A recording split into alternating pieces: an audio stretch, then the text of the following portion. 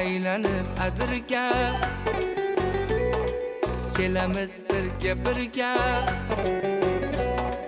yoningdan ketkim kelmas, voy dard cho'milib afsana tirga.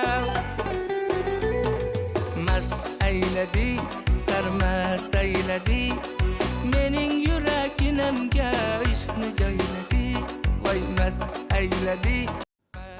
Assalomu alaykum barchaga. Bizni juda yaqindan kuzatib turgan aka-ukalar, mana yana yangi bir obyektimizni quyib tugatib qoldik.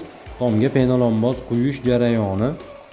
Xo'p, bu penalonboz haqida oldingi videolarimizda ham juda ko'p ma'lumot berib o'tganmiz. Aynan shu videoda ham birinchi marta ko'rib turganlar uchun yana bir qator eslatib o'tamiz. Bu penalonbozimizni asosan loy suvoqlarni o'rniga qo'yamiz yoki bo'lmasa yuqa bosilib qolgan loy suvoqlarni ustidan qo'yib beramiz. Bu mahsulotimiz o'tda yonmaydi, vazni yengil bo'ladi, loy suvoqdan 2 baravar yengil bo'ladi, yorilib ketmaydi. Ko'rib turganlaringiz shunday vassalikni ustiga material tashlaymizda ustidan quyaveramiz. Shunday holatda qoladi. Bu penalonbozni asosan uylarga 10-15 sm qilib qo'yib beryapmiz.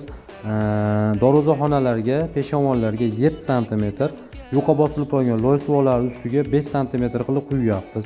Narxlariga to'xtalib o'tadigan bo'lsak, kvadratiga qo'yamiz. 1 kvadrat narxi 35 ming so'mdan boshlanadi. Qalinligiga qarab narx qo'shilib boradi. Ekrandagi nomerlarga aloqaga chiqib zakaz berishingiz mumkin.